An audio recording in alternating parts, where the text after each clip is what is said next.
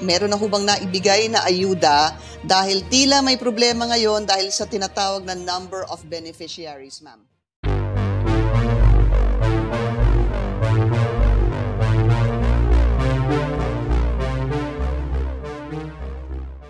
Natin si Social Welfare Department spokesperson Irene Dumlao. Ma'am, magandang tanghali po sa inyo. Magandang tanghali po, Ma'am Pinky. Magandang tanghali din po sa lahat ng sumusubaybay ng inyong programa. Meron na ho bang naibigay na ayuda dahil tila may problema ngayon dahil sa tinatawag na number of beneficiaries, ma'am? Well, Ma'am Pinky, unang-una po, nag-umpisa naman na po ang DSWD sa pagbibigay ng emergency subsidy sa mga 4-piece beneficiaries, lalong-lalo na po dito sa ating National Capital Region. Noong pong Biyernes na ipahatid na po natin sa kanila yung kanilang mga emergency subsidies through their cash cards. Ang sumusunod po natin na ibibigyan na po ng ayuda ay yun naman pong mga target beneficiaries who are non-4Ps. At ito po yung na-identify ng ating mga local government units. With respect po, Ma'am Pinky, doon sa resolusyon na... Yes po. Go ahead, ma'am. Opo. With respect po doon sa resolusyon na inihain po ng mga Metro Manila mayors, gusto lamang po namin linawin na as of this period, hindi pa po namin natatanggap yung copy ng resolution. Pero makakatiyak naman po ang ating mga mayors, likewise the public, that the department will carefully review yung pong mga issues and recommendations po na na-erase nila. And the department assures them that we will arrive at a judicious resolution of the matter. At present, tayo lang po ay nakikiusap at umaapela na kung maaari lamang po, umpisahan na po natin at unahin na yung pagbibigay ng tulong o ayuda sa mga beneficiaries po natin that we have earlier identified. Okay. Ma'am Irene, to clarify, naibigay na ho ba ang pera sa lahat ng beneficiaries ng 4Ps?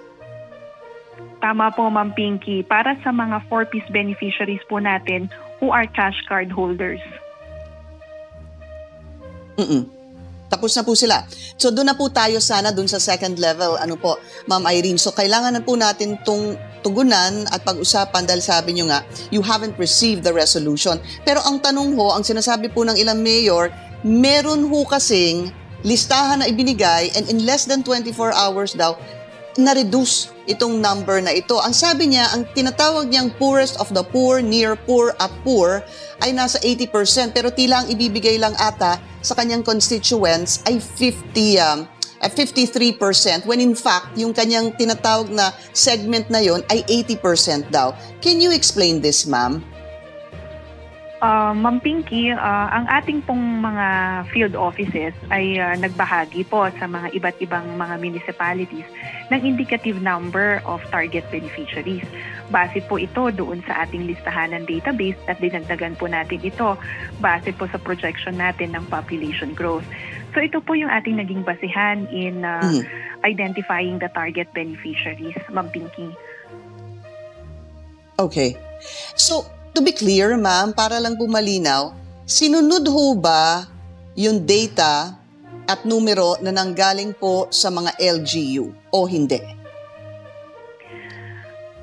Well, para po mas maging, siguro mas maintindihan po natin ito, Ma'am Pinky, again, we will carefully study po the issues that were submitted by the Metro Manila mayors. And we will review this together with our field office para po mabigyan namin ng kaukulang sagot ito pong mga katanungan or the issues that have been submitted. Pinky. So, ma'am, not to belabor the point, pero hindi nyo po alam kung, yun ho ba yung sagot, hindi nyo po alam kung nasunod yung ibinigay na data ng mga LGU? You don't know? Well, Ma'am Pinky, we will have to check yung pong listahan po na naibigay po sa kanila. Okay.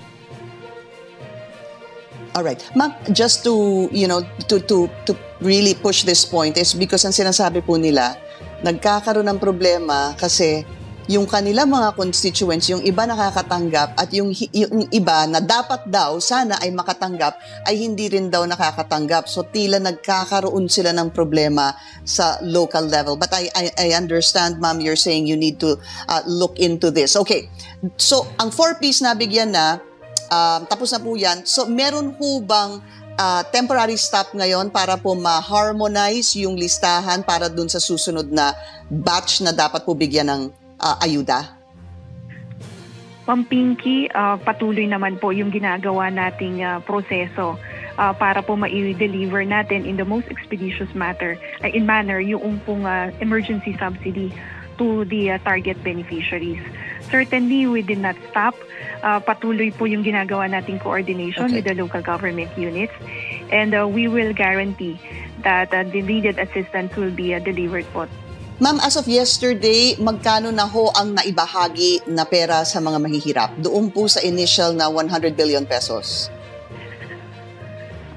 Ma'am Pinky, from the data that we have, more than 16 billion of emergency subsidies have already been given.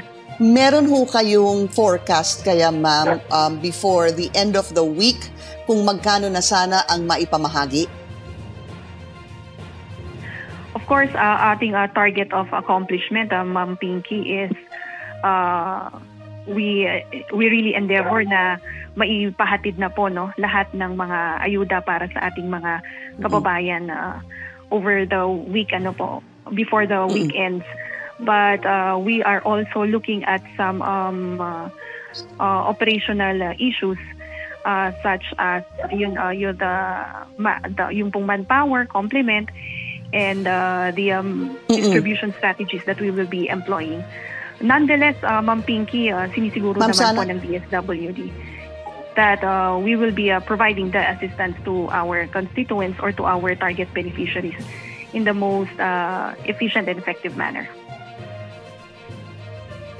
Marami na po kasi talagang umaasa, ma'am, and I hope makuha niyo na po yung sulat mula dun sa mga Metro Manila mayors para po kahit papano magkaroon po ng resolution itong issue na ito. Maraming salamat po sa inyo, Social Welfare Department Spokesperson Irene Dumlao. Thank you, ma'am.